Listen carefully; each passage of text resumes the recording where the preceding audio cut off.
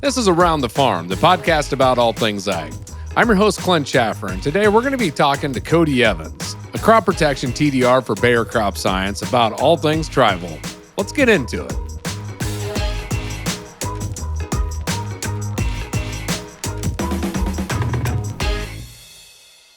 Cody, welcome to the show. Thanks for joining us here today. Well, thanks for having me. Happy to be here and get to talk to you guys for a little while. Yeah, how about you introduce yourself to the listeners? Tell us what are you doing, where are you sitting at right now? Give us a quick little introduction here. Yeah, so I am actually a crop protection tech development rep with Bayer Crop Science here in Central Illinois. So a little bit about what we do. We go out and we get to look at small plot herbicide research. So get to look at some compounds before they get entered into market, and then we get to help support compounds as they enter market, as well as our field sales teams and building marketing materials there. But we get to look at these different compounds on different populations, resistant weeds. We get to look at different soil types, and as well as we're looking at all these different crops that we're putting different traits in for herbicide tolerances. And, we get to start to see, okay, if we're stacking some of these, different products in with different traits, what's the crop response like? Are we still keeping your yield? So a lot of that work kind of comes into my purview. I also get to work with the university academics as well for third-party research. So it's a really cool role where I get to do a lot of research, but I also get to help support our sales staff and really enjoyed the position I've been in. But just located here in Central Illinois, where I was born and raised. So pretty lucky to be able to kind of come back into the home area. Oh, that's awesome, Cody. I mean, how big of an area do you cover then? So it's since Illinois has a lot of crops grown in it. Originally, I was covering the whole state back whenever I was working for Monsanto before Bayer bought Monsanto, and then my territory kind of got cut in half with Bayer. It worked out great because the rep that had been around before, Darren Bohannon, me and him split the state. So at one point in time, I had Southern Illinois. Now I'm just focusing mainly on the central portion of the state and supporting those reps there. So mainly that central third is my location now. Nice. Well, hey, we are here to talk about TriVolt. So how about you let us know, what is TriVolt? I'm seeing it all over everywhere. What is this? Yeah, so TriVolt is a premium premix product that we're releasing, and we're pretty excited about it. So if you take a product like Corvus, which was kind of our go-to premium product as far as a corn residual would go, and that product's made up of thiocarbazone methyl as well as isoxaflutol. And so what we took with Corvus and what we liked about it is that it's got HBPD inhibitor as well as an ALS inhibitor. That gives us broadleaf activity as well as graft activity, and both of those compounds have both knockdown and residual activity. We really like those two combinations. What we had find, though, is after time, we didn't have enough residual out of the thiocarbazone methyl or that ALS component to really hold down grass species later on in the season. So we had find if we tried to use that product as a one-pass residual application before planting, usually on the tail end of our season, we would start to see some breaks, especially some of the larger seeded grass species or stuff that came up late, like fall panicum and barnyard grass, some of the crabgrass species as well. So we're seeing, some of these later breaks happening. So what we wanted to do is build a product that had another additional mode of action, and we're looking at including a group 15 in. So what we did with TriVolt is we kept everything we like about Corvus. We've got an HBPD that's got a low use rate, we've got knockdown activity, we've got good residual. We also see what we call a recharge, and I can talk about that a little bit later on isoxaflutol. But when we add in this group 15, we get this additional residual, and out of the different group 15s we could have chose, we had a few different options that would have been good products to throw in with both isoxaflutol and thiocarbazone methyl. But to keep our low use rate, as well as to make ourselves kind of stand out or make this product stand out a little bit more, we went with a group 15 called flufenicet. And if you've ever heard about the compound by itself, out of the group 15s, whenever you utilized it by itself, it's low water solubility, so it takes a lot of water to activate it. And so when it's used by itself, usually that was the issue because it took so much water to activate we'd have a flush of weeds usually come up before it was active. But what we're seeing when we added this group 15 in with disoxyflutol and thiacarbazone methyl is we get the thiacarbazone methyl and the isoxyflutol doing a lot of the work up front. So when we get the initial rainfalls that activate, they'll usually be doing a lot of the upfront legwork on our weed control. Then as we get more and more rainfall, and as some of those other compounds are starting to wash out, the flufenaset's starting to kick in. So that's where we see a lot of the benefit on these later season control, is where we're getting efficacy on species that usually are coming up a little later in the season that we need that extra residual to get out to. So it's giving us a premium premixed product that's got the legs to give us the residual to keep our fields clean throughout the season if we choose to use the product as a one-pass pre-program. Or it also works very well as a nice setup if we're wanting to keep our do a two-pass program and keep our plots clean until we're coming back with that post-application. So that falls in line with our resistance management strategies, as well as, we really push the start clean, stay clean mentality.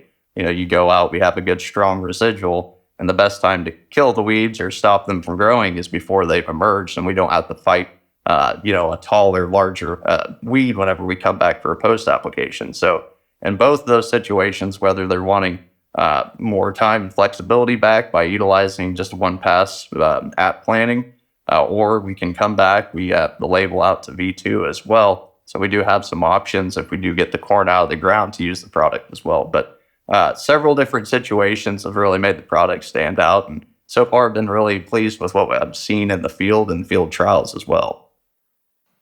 Man, that is awesome. I love that whole thought of preventing weeds, not killing them, right? Just stop them before they even come out. And I think any of our products that can do that, I think you're always off to a good start at that point. So, Yeah.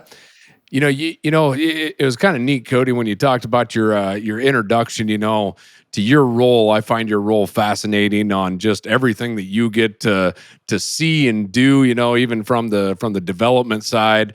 I would assume developing a premix, a premium premix like this, that takes a lot of time, effort. Talk to me about what it took to get this thing launched.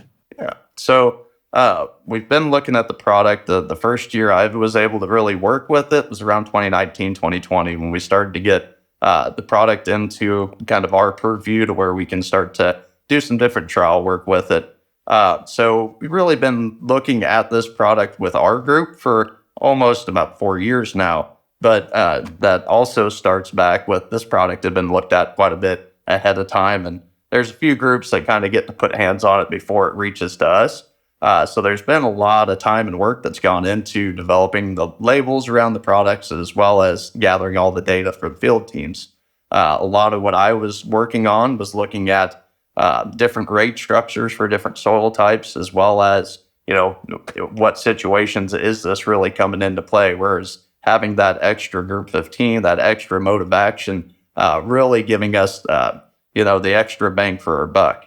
And so doing a lot of that trial work, it lets us figure out, how we want to rate structures, what we really trust as far as that timeline of control that we're getting. And also it gave us the opportunity to really play with the product and see for ourselves, what that consistency is like. That was one thing I really liked about the product is overall just general consistency of control from year to year. Usually in small plot herbicide work, we'll look at about the same treatments in some years. And the big difference is the year and the environment. And sometimes you can have a product that really shines well in a wet year, maybe not so much in a dry year, and then vice versa. That was one thing that was really neat about getting to see this over multitude of years and multitude of different trial areas is it's performed very consistently, even given those different weather conditions. So it's really nice. We get a nice window to look at the products and evaluate them before they come into the field. And this has been one of the ones we've been more impressed with. Well, you talk about a lot of these neat things that you got to see. I think consistency of a product, of course, probably always makes everybody a little relieved, right? Because Mother Nature likes to play a lot of different games on us from year to year. Yeah. Oh, I was going to just mention that consistency kind of comes out of some of those things I mentioned, right? So We've got the thiocarbazone methyl that's usually pretty active coming out of the gate. We also, with that isoxaflutol, it's kind of neat. Isoxaflutol, when we spray it, and that used to be by itself the product called Balance. So if we had sprayed Balance by itself, we have what we call this recharge. And what it is essentially we sprayed the isoxaflutol, and then over time you start to have breakdown of that compound, correct? And so what we're actually seeing is that isoxaflutol will break down into a secondary metabolite called isoxaflutol DKN is what we refer to that metabolite as. And so you're really getting several different herbicides because as it breaks down into a metabolite, that metabolite's also herbicidally active, but it's more water soluble. And so what will happen is we call it recharge is you get the initial activation. And let's say you have a dry period and maybe some weeds starting to pop up if the isoxaflutol is not active. But then once we get another rain, usually that metabolite's taken back up by the weed species and we get essentially a second kill on some of the stuff that may have tried to emerge. So we see that on the front portion. So in a year that we might have a little less activation, we're seeing the isoxaflutol kind of help out as well as the thiocarbazone methyl. But then in those wetter years where we might have had our atrazine or we might have had a group 15 like S-metolachlor or Outlook that washes out a little bit faster because it's more water soluble, we would see, the efficacy from those go way down near the end of the year where the flufeniset's still sticking with it and giving us control on a lot of the different species that we're having issues with on that late season. I am no scientist and just trying to keep up with all of the different all the different types of chemicals here is probably hard enough, but I feel that when you tell me that story, I feel like that was just like like one of those good accidents. Like, oh heck, we created something that works twice. Look at this. Yeah, it's one of those little happy deals, and it's worked out to be a pretty nice little thing that sets that compound aside from others as an HBPD. But I've really liked it for the fact that it gives us kind of that second round to catch things, and everything's working together with this product. So that was what I really liked about it. Some other products out in the marketplace will claim, we've got multiple active ingredients, multiple modes of action, but sometimes they'll have a lot of different active ingredients that might be in the same mode of action. So multiple HPPDs or multiple group 15s. And here, if we utilize TriVolt, which has 3 different active ingredients, and so you've got 3 different mode of actions that are all unique and all effective. And we also get to add in, usually atrazine is another add-in we like to put in with a lot of these HPPD products, just because usually it's cheap enough and we get to see enough synergy between HPPDs and atrazine that it always helps out.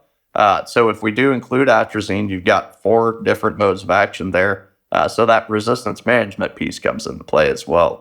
So I liked all those portions. I like the consistency. I also enjoy the fact that it's a very low use product. Whenever we've got some of these other products that we utilize, an S-metolachlor or acetochlor as a group 15, usually the use rates in those get closer to, several quarts. The use rate on this product goes from 12 to 14 ounces for a 2-pass setup up to 18 to 20 ounces for our 1-pass pre-programs. And so you think about that, that's pretty low use rate. You don't have to pack around a lot of product. So that comes into play as well. Tank mix compatibility has been very nice as well from what we've been able to look at. It's one thing to see how this all performs in different trials and over the course of development. Cody, what's been your experience with how farmers are seeing this out in real life situations? Yeah. And so we've done a lot of grower experience trials in the last year, and that worked out really neat. We had a lot of pictures come in from the field of, they wanted to see the proof of it, and they got to see it. We had really consistent control across a lot of different areas. We've made an effort to go out and take video. We'll take time-lapse videos of different treatments. That way you get an idea of, whether it was a wet or a dry season, and how long that control can last. And so originally when we first started kind of testing how long we can see control, we would take several different competitor brands that are also kind of the premium in the market. And we were running everything, let's run our top end rates at the at planting, so our pre-application, and then it was essentially a racehorse to see, how long is everything being held off from these different products at their max use rates. And we also stepped it down to see any differences with lower rates. But that was a really cool showing of we get to see where some of the other products, either out of consistency's sake or maybe different loading of a group 15, some of the products, might have a little less of that group 15 in there. So you might see some grass breaks later on the season, or you might see some water hemp starting to sneak through. And so that was what was really neat with this product. Whenever we were making those comparisons, it was staying very clean throughout the whole season and really extreme weed pressures. And a lot of what I'm testing is looking at these different weed populations that are pretty extreme. So usually it's kind of a pressure cooker situation. And so what I was finding with this product is if we wanted to use it as the one pass pre, it was giving me the consistency that I was confident that guys can use this program and be successful in their own fields, as well as those two pass programs. What it was essentially doing for me is we had enough power in that pre-program that it took the pressure off the posts enough to where I didn't have to spend as much money on a post program. I could kind of back that off because I was dealing with a lot of the pressure from weeds that might be up at the time of a post application that I might have with some of these other systems. So it's been a pretty neat product to look at as far as those terms and keeping us clean up to those post applications. Well, I mean, it just sounds like there's a ton of benefits, with this with this product. I mean, TriVolt. I've seen that time lapse video that y'all launched out in a commercial. That was absolutely fantastic to witness that. With all these benefits, Cody, who would be the farmer out there that's going to benefit most for switching over to this product? Yeah, so I've talked to a lot of guys about the best way to manage this, the best way to put it to work on their acres. And so the first thing I kind of ask them is, what is your weed management strategy? Are you wanting to make a one pass application for pre, or are we wanting a two pass application to where we make a pre and then a later post around V4, V5? Or we want to do something where we call it a row and go, where it's more or less just a one pass post application closer to around V2 corner. So I asked the guys that two of those situations I think this product fits really well in, and that would be either that one pass situation where you want to put out a really premium product up front at a high enough rate to hold you through the season. And so that's one method of we can see the control from that. And I've seen guys that we don't really run much stuff post, so we like to do the one trip and be done with it. This is giving us the legs on the residual to achieve that level of weed control that we're really expecting out of the product. As far as the two pass system, what I've seen for that is growers that maybe are going into seed production, or we have areas that maybe we can't utilize glyphosate post. These are also situations where I would lean on this product pretty heavily, because utilizing glyphosate post usually is a play on some grass control in areas that maybe we couldn't use glyphosate. We didn't have the trait. And some of the other areas will run into really heavy crabgrass pressures coming into some of the seed corn production areas. So this is where I see that product helping out quite a bit there, because it's taking the pressure off of needing glyphosate, or taking the pressure off the ALS's post, because we're essentially controlling those weeds out to that point.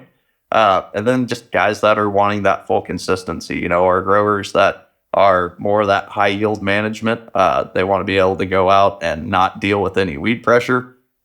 Anytime, that we have any weeds starting to break, those are starting to rob yield, take nutrients from the crop that we're wanting the crop to have. So anytime that we're getting the full control and that consistency, it's helping guys out across the board. But in the certain situations, I think it helps the most. Definitely any times that we're dealing with troublesome grass species, or, if we've got water hemp problems, this is a product that would really go to work for you on those, as well as, we've got control across the whole board. You've got an active ingredient there that helps both on the grasses. We have active ingredients that are working on small seeded broadleafs as well as large seeded. So all around, it's just a very well built product. that it kind of hit the nail on the head on several different issues that we were trying to deal with as far as weed control in the field. So been pretty happy with that. Well, I would assume another important piece would probably be the location, right, of where we're farming at. And I know there's always between labels and things of that nature. Where can farmers get this? Is this across the U.S. or where are we looking at? Yeah, across the Midwest, we've got pretty good stock. It sounds like through sale as far as having supply there. We're really ramped up. There should be certain counties up north where if you're starting to get into more of a sandier area, that's usually where we start to watch use of products that contain isoxaflutol. So if you're in some of those areas, if you haven't been able to utilize a Balance or Corvus product, you likely won't be able to utilize TriVolt, but across a wide amount of the Midwest, we'll have this product available. And especially for any of our large corn growing areas, I think this would be a product that'll fit really nicely in a lot of guys' programs. Sorry, I was also going to cover, I did talk about those two different programs of making it either a one-pass pre or a two-pass program. We do have labeling out to V2, so we can utilize the product out to V2, so after the corn does emerge. But one thing that I kind of push back on guys, if they want to utilize the product in that manner, once we do have corn up out of the ground, we got to watch what we add in with the product, because in this product, we have a safener called cyprosulfamide, and works really well to eliminate any response that we might see out of some of the HBPD inhibitors that might make it into the plant too fast and cause a bleaching. What we can see if we get into a post application and we throw in, a bunch of different crop oils or things like Roundup that might move the TriVolt into the plant too fast for the safener to work, then that's when we could see some crop response. So when we move into a post application, it limits what we can throw into the tank with it. So I think we've got other programs that fit that grow and go a little bit better. So for any of the growers that I'm talking to, I really like it as a pre-product that's setting us up for either easing a post application or giving us the legs to do a full shot up front and keep us clean throughout the season. So that's really my placement with the product so far. Nice. Well, I know another place to talk and interact with farmers is Commodity Classic, and this year it was in a really fun spot in Orlando, and I believe Cody, you were down there talking to some folks. You guys had a great setup, this neat little canopy that you kind of walked through with a bunch of TVs. What was the response from everybody? What kind of excitement's out there? A lot of interest. So guys who want that consistency, they also understand that, putting anything out there that helps take the pressure off these post systems is pretty important, especially when we're running into populations of water hemp that's got multiple resistances. And we're also starting to see some grass species that are tougher to control in some of these situations. Having a product that's kind of touching all those bases was pretty exciting for those guys, getting to go out and see it proved out on the fields, and a lot of those testimonial photos helps a lot as well. But mainly it was, how am I going to make this product work for us? And they're excited about, something new coming into the marketplace that gives them a little bit more flexibility as far as that application timing on a post. So a lot of excitement around that. Guys understand that we've got a limited amount of tools in the toolbox, and we've got to do what we can to protect those. One of those methodologies is utilizing a product with multiple modes of action, so we can kind of take the pressure off any single active ingredient. So everybody really is on board with the product, pretty excited to be able to utilize it, and a lot of good feedback while I was there. That is great to hear. Is this an opportunity for a farmer that wants to try this out to maybe run out there and run some different applications, maybe collect that data in FieldView to do some side by sides or things of that nature? Some opportunity to maybe check some of that out in the field?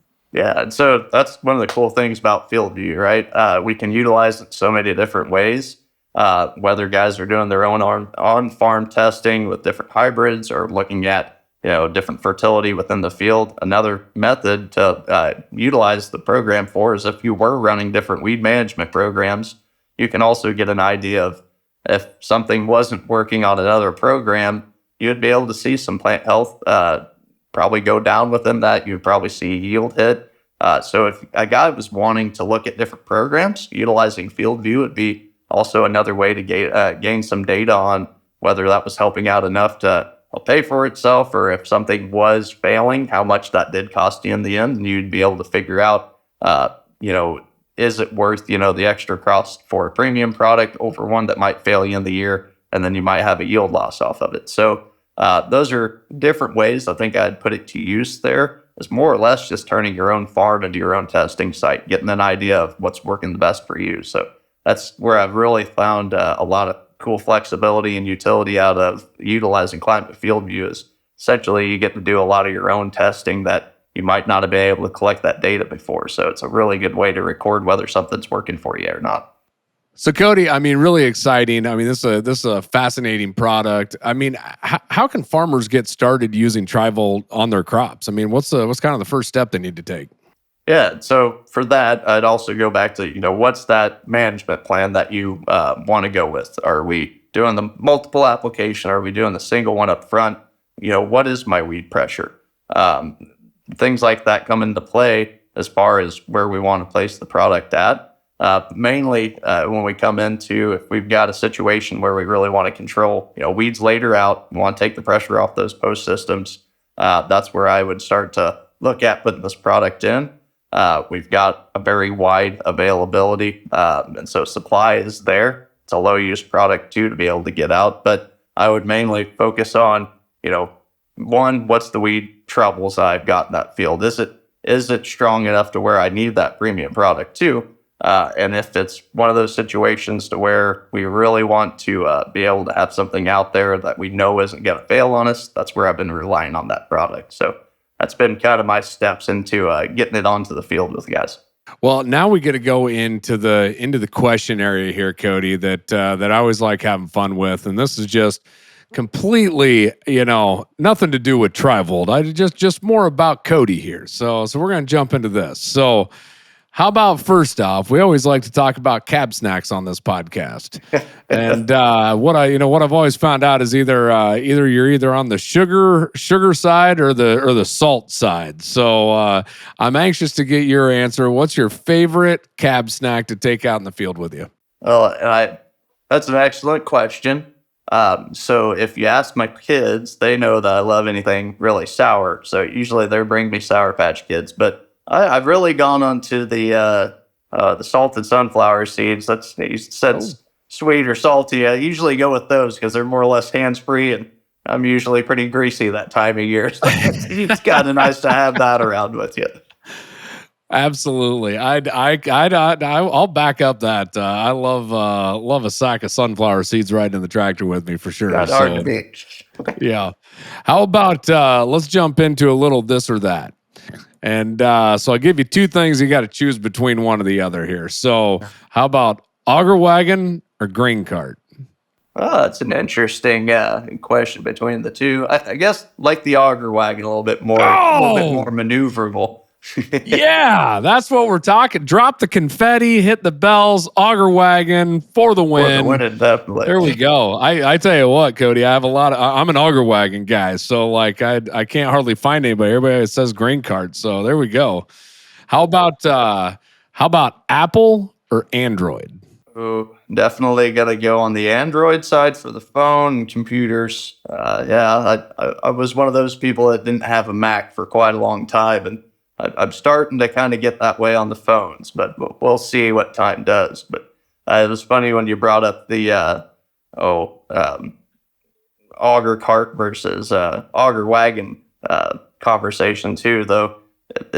I grew up on a pretty large family. I had 3 older brothers and an older sister. I was the youngest out of that whole crew, so it was always auger carter. Or grain cart or auger wagon. It was never really running the combine at the home farm until got to do some research and work at the universities and finally got to run plot combines. So it was one of those on our farms.